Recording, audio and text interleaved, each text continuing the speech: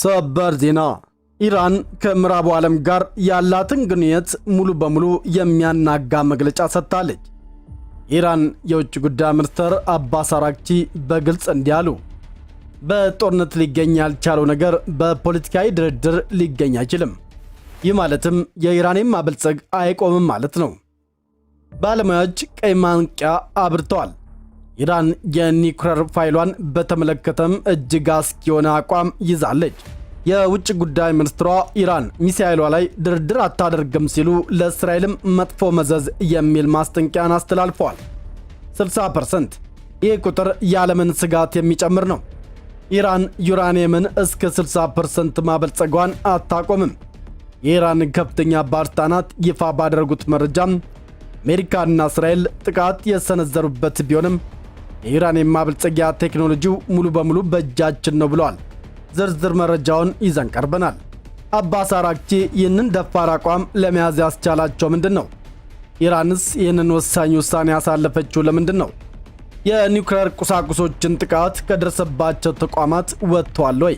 አሜሪካና እስራኤል ከደረሰባቸው ጥቃት በኋላስ የኃይል ሚዛኑ እንዴት ተቀየረም? የቴህራንን ስልታዊ ዕቅድ ዛሬ እንፈትሻለን። ቻናላችንን ሰብስክራይብ እና ላይክ በማድረግ አብራችሁን ቆዩ። መልካም ጊዜም። ኢራን ቀይ መስመሯን አስቀመጠች። በፍጹም ኒውክሌሯን እንደማታቆም አረጋግጣለች።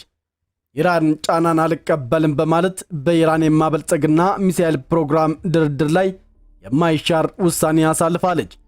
ምንም እንኳን አሜሪካና እስራኤል የኢራንን የኒውክሌር ጣቢያዎችን ቢደበድቡም 60% የበለጸገ ዩራኒየም ጨምሮ ሁሉም የኒውክሌር ቁሳቁሶች በተጠቁት ተቋማት ፍርስራሾች ስርም እንዳሉና ወደ ሌላ ቦታ እንዳልተዘዋወሩ ኢራን አስታውቃ የእስራኤልን አሜሪካን አመድ ቡና አድርገዋለች። የኢራን የውጭ ጉዳይ ሚኒስትር የኢራን ጦር በሁሉም ደረጃዎች ከፍተኛ ዝግጁነት ላይ እንዳለ ገልጸው እስራኤል ወደፊት የምትወስደው ማንኛውም ጠባጫሪ እርምጃ መጥፎ መዘዝ እንደሚያስከትልም አስጠንቅቀዋል። ማንኛውም አዲስ ግጭት ከተቀሰቀሰ ግን እስራኤል ሌላ ሽንፈት እንደምትጋፈጥ ተናግረዋል። የኢራን የውጭ ጉዳይ ሚኒስትር ሰይድ አባስ አራግቺ በቅርቡ ከኳታሩ አልጀዚራ የዜና አውታር ጋር ባደረጉት ቃለ ምልልስ ላይም አገራቸው ከአሜሪካና ከምዕራቢያን ጋር ባለው ጥረት የተሞላ ግንኙነት ላይ የማይናወጥና ወሳኝ አቋም ይፋ አድርጓል። ይህ መግለጫ ኢራን በኒውክሌርና በሚሳኤል ፕሮግራሞቿ ዙሪያ ያላትን ቀይ መስመር በግልጽ የሚያሳይ ነው። ሚኒስትር አራግቺ አገራቸው የኢራን ማበልጸግ ስራዋን በፍጹም እንደማታቆም አረጋግጠዋል። የሰጡት ምላሽም ታሪካዊና ጠንከር ያለ ነበር። በጦርነት ሊገኝ ያልቻለው ነገር በፖለቲካዊ ድርድር ሊገኝ አይችልም በማለት ይህ ንግግር የዋሽንግተንና የእስራኤልን የቀደመ ጥቃት በቀጥታ የሚጠቅስ ሲሆን ሁለቱ ሀገራት የአየር ጥቃት የኒውክሌር ተቋማቱን ሕንፃዎችና መሳሪያዎችን በከፊል ቢያወድምም ኢራንን የዩራኒየም ማበልጸጊያ ቴክኖሎጂና እውቀት ግን ሊያጠፋው አለመቻሉን ያመለክታል። አራግቺ አክለውም 60% የበለጸገ ዩራኒየም ጨምሮ ሁሉም የኒውክሌር ቁሳቁሶች በተጠቁት ተቋማት ፍርስራሽ ስር እንዳሉና ወደ ሌላ ቦታ እንዳልተዘዋወሩም ገልጸዋል። ይህ ማለት ኢራን ጥቃቱ ቢደርስባትም የማበልጸግ አቅሟን በፍጹም አላስለቀቀችም ማለት ነው። የኢራን አቋም ከኒውክሌር ፕሮግራሟ ባሻገር በመካከለኛ ምስራቅ ለደህንነቷ ዋስትና አድርጋ በምትቆጥረው በሚሳኤል ፕሮግራም ላይ የጠነከረ ነው። አሜሪካ ለረጅም ጊዜ የኢራንን የባሊስቲክ ሚሳኤል ፕሮግራም ለመገደብ ስትጠይቅ ቆይታለች። ሆኖም አራግቺንን ጥያቄ በፍጹም ውድቅ አድርገውታል። የኢራን የውጭ ጉዳይ ሚኒስትር ሰይድ አባስ አራግቺ በሚሳኤል ፕሮግራማችን ላይ በፍጹም አንደራደርም፣ ምክንያቱም ምክንያታዊ የሆነ ተዋናይ ራሱን ትጥቅ ለማስፈታት አይስማማም በማለት ገልጸዋል።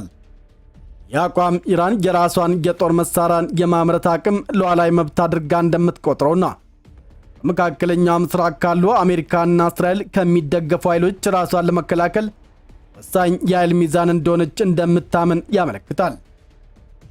በቅርቡ ከእስራኤል ጋር በተደረገው ግጭትም ሚሳኤሎቿን በእውነተኛ ውጊያ ውስጥም መሞከሯን መግለጻቸው አቅማቸውን ብቃት ለዓለም ለማሳየት የፈለጉበት ምልክት ነው። አራግቺ ከዋሽንግተን ጋር ቀጥታ ንግግር የማድረግ ፍላጎት እንደሌላቸው በድጋሚም ገልጸዋል። ሆኖም ግን ፍትሐዊ ስምምነት ላይ ለመድረስ ከተቻለም በተዘዋዋሪ ድርድር ዝግጁ መሆናቸውን ጠቁሟል። ለቴህራን ዋና ቅሬታ አሜሪካ ድርድር ከመጀመሯ በፊት ኢራን እንድትቀበላቸው የምትፈልጋቸው ቅድመ ሁኔታዎችም ተቀባይነት የሌላቸውና ከእውነታ የራቁ መሆናቸውን ነው። ኢራን በጥቃት ተመታ ሳለ ቅናሽ አታደርግም የሚል ጠንካራ አቋም ይዛለች። የኢራኑ ሚኒስትር የሰጡት መግለጫ አውድ ኮንቴክስትም ከጥቂት ወራት በፊት በእስራኤልና በአሜሪካ የደረሰውን ጥቃት ተከትሎ የመጣ በመሆኑ ለቀጠናው የሚሰጠው ማስጠንቀቂያ ከባድ ክብደት አለው። አራክቺ የኢራን ጦር በሁሉም ደረጃዎች ከፍተኛ ዝግጁነት ላይ እንዳለ ገልጸው እስራኤል ወደፊት የምትወስደው ማንኛውም ጠባጫሪ እርምጃም መጥፎ መዘዝ እንደሚያስከትል አስጠንቅቀዋል። ኢራን ያለፈውን ጦርነት በጥንቃቄ መምራትና ወደ ሰፊ ቀጠናዊ ግጭት እንዳያድግ መከላከል እንደቻለችም ገልጸው ማንኛውም አዲስ ግጭት ከተቀሰቀሰ ግን እስራኤል ሌላ ሽንፈት እንደምትጋፈጥ ተናግረዋል። አስታራቂ የሆነችው ኦማን ኢራንና አሜሪካ የቆመውን የኒውክሌር ድርድር እንዲቀጥሉ ጥሪ አቅርባለች። የግብፅ የውጭ ጉዳይ ሚኒስትርም ኢራን ከተባበሩት መንግስታት የኒውክሌር ተቆጣጣሪ ኤጀንሲ ጋርም የነበራትን ትብብርም እንድትጀምር አሳስበዋል። ኢራን ይህ አቋም የኒውክሌር ድርድር ዳግም የመጀመሪያ ዕድልን እጅግ አጣብቂኝ ውስጥም የሚከት ነው። ኢራን ከፍተኛ የኢራን የማበልጸግ ደረጃ ላይ በመቆየቷና በሚሳኤሉ ላይ ለመደራደር ፈቃደኛ ባለመሆኗ በቴህራንና በምዕራቡ ዓለም መካከል ያለው ውጥረት አደገኛ በሆነ ምዕራፍ ላይ ይገኛል። ኢራን የውጭ ጉዳይ ሚኒስትር ሰይድ አባስ አራክቺ ያስተላለፉት መልእክትም ግልጽ ነው። ኢራን በውጭ ጫና መብቶቿን አሳልፋ አትሰጥም። የአቋም ዲፕሎማሲያዊን መንገድ ጠባብ የሚያደርግ ቢሆንም ኢራን የመከላከል አቅሟንና የኒውክሌር ቴክኖሎጂዋን እንደማትሸጥ ለዓለም ለማሳየት የፈለገችበት ወሳኝ መግለጫ ነው። የኢራን ሚስጥራዊ ምሽጎች፣ ዩራኒየም ማበልጸጊያዎችና ስልታዊ ፋይዳዎች። የኒውክሌር መርሃ ግብሩ የጀርባ አጥንት ናታንዝና ፎርዶ።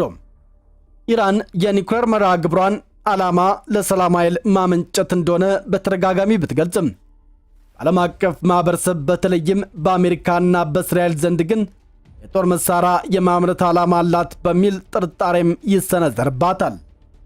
የዚህ ፕሮግራም የጀርባ አጥንት የሆኑት ዋና ዋናዎቹ ሁለት የኢራን የማበልጸጊያ ተቋማት ናታንዝና ፎርዶ ናቸው። አንደኛ፣ ናታንዝ ዋናው የማበልጸጊያ ማዕከል። ናታንዝ በይፋ ሻሂድ አህመዲ ሮሻን ኒውክሌር ተቋም በመባል ይታወቃል። ይህ ተቋም ኢራን ዩራኒየም የምታበለጸገበት ዋናው ማዕከል ነው። የዚህ ተቋም ጉልህ ክፍል ከመሬት በታች የተገነባ ሲሆን ይህም የአየር ጥቃት እንዳደርስበት ለመከላከል ነው። ኢራን እዚህ ጋር በሺዎች የሚቆጠሩ የኢራን የማበልጸጊያ ሴንትሪፍሪጅ መሳሪያዎችን IR-1፣ IR-4 እና IR-6ን ጨምሮ አስቀምጣለች።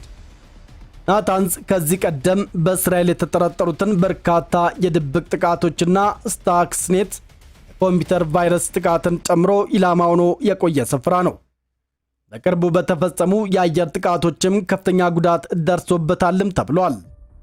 ሁለተኛው፣ ፎርዶ በጥልቀት የተቀበረው ምሽግ። ፎርዶ ከቆም ከተማ አቅራቢያ በተራራ ውስጥም በጥልቅ የተቀበረ የኢራን የማበልጸጊያ ተቋም ነው። ጥልቀት ባለው ቦታ በመገኘቱ ምክንያት ፎርዶ ኢላማ ለማድረግ እጅግ በጣም አስቸጋሪና የከባድ ቦምብ ጥቃቶችን ለመቋቋም የሚያስችል ምሽግ ነው። የተባበሩት መንግስታት የኒውክሌር ተቆጣጣሪ ኤጀንሲ ሳይቀርም የዚህ ተቋም ቦታ ለመጀመሪያ ጊዜ ያወቀው በምዕራቢያን ስለላ በ2009 ዓ.ም ነው። ፎርዶ አነስተኛ ቢሆንም የቅርብ ጊዜዎቹንና ፈጣን የሆኑትን IR-6 ሴንትሪፊውጆችን በመጠቀም ዩራኒየምን እስከ 60% ለማበልጸግ የሚያስችል አቅም አለው። ኢራን የኒውክሌር መርሃ ግብሯን ለመደገፍ ዩራኒየም ከማበልጸግ ባሻገርም ለኃይል ማመንጫና ለምርምር የሚያገለግሉ ቁሳቁሶችን የምታመርትባቸው ሌሎች ስልታዊ ተቋማትም አሏት። ከነዚህ መካከል አንደኛው አራክ የከባድ ውሃ የኃይል ማመንጫ ነው። በአራክ የሚገኘው ተቋም ከባድ ውሃ ማምረቻ ተቋምን ያካትታል። እንዲሁም IR-40 በመባል የሚታወቀውን የከባድ ውሃ የምርምር ኃይል ማመንጫን ፕሮጀክትም በውስጡ ያቀፈ ነው። የከባድ ውሃ ኃይል ማመንጫዎች እንደ ጎንዮሽ ምርትም ፕሉቶኒየም የማምረት አቅም አላቸው። ፕሉቶኒየም ደግሞ የኒውክሌር ጦር መሳሪያ ለመስራት ከሚውሉ ቁሳቁሶች አንዱ ስለሆነ ይህ ተቋም የዓለም አቀፉ ማህበረሰብ የትኩረት ማዕከል ነው። በ2015 ዓ.ም የኒውክሌር ስምምነት መሰረትም ፕሉቶኒየም የማምረት አቅሙን ለመቀነስ ዲዛይኑ እንዲቀየርም ተወስኖም ነበር። ሌላኛው ኢስፋሃን የነዳጅና የምርምር ማዕከል ነው። በኢስፋሃን የሚገኘው ማዕከል የኢራን የኒውክሌር ፕሮግራም የተለያዩ የምርምርና የማምረት ሂደቶች የሚካሄዱበት ሰፊ ስፍራ ነው። በዚህ ስፍራም የዩራኒየም ልውውጥ ፋሲሊቲዎች የሚተገበሩበት ቦታ አለ። ጥሬ ዩራኒየምን ወደ ዩራኒየም ኤክሳፍሎራይድ ጋዝ አሊያም ደግሞ UF6 ይህም ለሴንትሪፍሪጆች መኖ የሚሆን ቦታ ነው። የኒውክሌር ነዳጅ ምርት ለኃይል ማመንጫ የሚያገለግሉ ነዳጆችን የማምረት ሥራዎችን እዚህ ይከናወናሉ። ተቋሙ አነስተኛ የምርምር ኃይል ማመንጫዎችና የተለያዩ የላቦራቶሪ ክፍሎችንም ይዟል። ልክ እንደ ናታንስ ኢስፋሃንም በአሜሪካና በእስራኤል የአየር ጥቃቶችም ከተመቱት ቦታዎች አንዱ ነው። የኢራን የኒውክሌር መርሃ ግብር ወታደራዊ ስጋት ከመፍጠሩ በተጨማሪ የሲቪል የኃይል ፍላጎቷን ለማሟላት የተገነባም አንድ ትልቅ ተቋምም ይገኝበታል። ቡሻር የኤሌክትሪክ ኃይል ማመንጫ። ቡሻር በኢራን ውስጥም ብቸኛው በሥራ ላይ ያለ የኒውክሌር ኃይል ማመንጫ ጣቢያ ነው። ይህ ተቋም ወደ ብሔራዊ የኃይል አውታር ኤሌክትሪክ የሚያስገባ ሲሆን ግንባታው የተጠናቀቀው በሩሲያ ድጋፍ ነው። የኢራን የሲቪል የኃይል ፍላጎት ወሳኝ ነው። ቡሻር በተባበሩት መንግስታት ድርጅት የአቶሚክ ተቆጣጣሪ ድርጅት ተቆጣጣሪዎች ቁጥጥር ስር ያለ ሲሆን የሚጠቀመው ነዳጅም ከሩሲያ የሚመጣ ነው። በዚህ ተቋም ላይ የሚደርስ ማንኛውም ጥቃት ከፍተኛ የጨረር አደጋ ሊያስከትል ስለሚችል ብዙውን ጊዜም ከወታደራዊ ዓላማነት ውጭ እንደሆነም ይታሰባል። የኢራን ዋና ዋና የኒውክሌር ተቋማት በሶስት ዋና ዋና ዓላማዎች ላይ ያተኩራል። አንደኛው የማበልጸግ አቅምን መጠበቅ ናታንዝና ፎርዶ ናቸው። ከፍተኛ ደረጃ ላይ ያለው ዩራኒየም የማምረት ቴክኖሎጂን ከጥቃት መከላከልና ማስቀጠል ነው። ሁለተኛው የፕሉቶኒየም አማራጭን መያዝ ነው። ወደፊት የኒውክሌር ጦር መሳሪያ አማራጭ ሊሆን የሚችለውን ፕሉቶኒየምን የማምረት አቅም መገንባት ሲሆን ሶስተኛውና የመጨረሻው የሳይንስና የነዳጅ ድጋፍ መስጠት ነው። ጠቅላላው መርሃ ግብሩ የምርምር የልወጣና የነዳጅ ማምረት ድጋፍ መስጠት ነው። የኢራን የውጭ ጉዳይ ሚኒስትር አባስ አራክቺ ዩራኒየም ማበልጸግ አይቆምም ማለታቸው እነዚህ ስልታዊ ምሽጎች በተለይም ፎርዶና ናታንስ በኢራን የሉዓላዊነትና የደህንነት ስሌት ውስጥ መሠረታዊ መሆናቸውን ያረጋግጣል። ዛሬ እንደተመለከትነው የኢራን የውጭ ጉዳይ ሚኒስትር አባስ አራክቺ ያስተላለፉት መልእክትም ግልጽ ነው። ኢራን በዩራኒየም ማበልጸግና በሚሳኤል አቅሟ ላይ ከማንም ጋር አትደራደርም። በአሜሪካና እስራኤል የደረሰው ጥቃት የኢራንን ምሽጎች ሊጎዳው ይችል ይሆናል። ነገር ግን የኒውክሌር ቴክኖሎጂዋንና ፖለቲካዊ አቋሟን ሊያጠፋው በፍጹም አልቻለም። ኢራን የኒውክሌር መርሃ ግብሯን ቀይ መስመር በማድረግ ቆርጣ ስትነሳ፣ ዲፕሎማሲያዊ መስኮቶች ደግሞ ይበልጥ ጠባብ ሆነዋል። በሚሳኤል ላይ ድርድር የለም ሲባል ደግሞ በቀጠና ውስጥ ያለው የጦርነት ስጋትና የኃይል ሚዛን መዛባት ይበልጥ አሳሳቢ ደረጃ ላይ ደርሷል ማለት ነው። ውድ ተመልካቾቻችን እስቲ እናንተ ንገሩን። ሚኒስትር አራክቺ የወሰዱት ጠንካራ አቋም ኢራንን ከምዕራቡ ዓለም ጫና ይከላከልላታል ወይስ ደግሞ ወደ አዲስ ቀጠናዊ ግጭት ይከታታል? ኢራንስ የሚሳኤል ፕሮግራሟ ላይ እንዳትደራደር መወሰኗ ትክክል ነው ብለው ያስባሉ? አሜሪካና አጋሮቿስ የኢራንን የዩራኒየም ማበልጸግ ለማስቆም ከድርድር ውጪ ምን አይነት አማራጮች አሏቸው? አስተያየቶቻችሁን ከታች ባለው ኮመንት ሴክሽን ላይ አካፍሉን። ለተጨማሪ ጥልቅ ዓለም አቀፍ የዜና ትንታኔዎች ቻናላችንን ሰብስክራይብ ያድርጉና የደወል ምልክቱን ይጫኑ። ይህንን ትንታኔ ለሌሎችም ለማድረስ ሼር ማድረጉን አይርሱ። በሚቀጥለው ቪዲዮ እንገናኝ። መልካም ጊዜም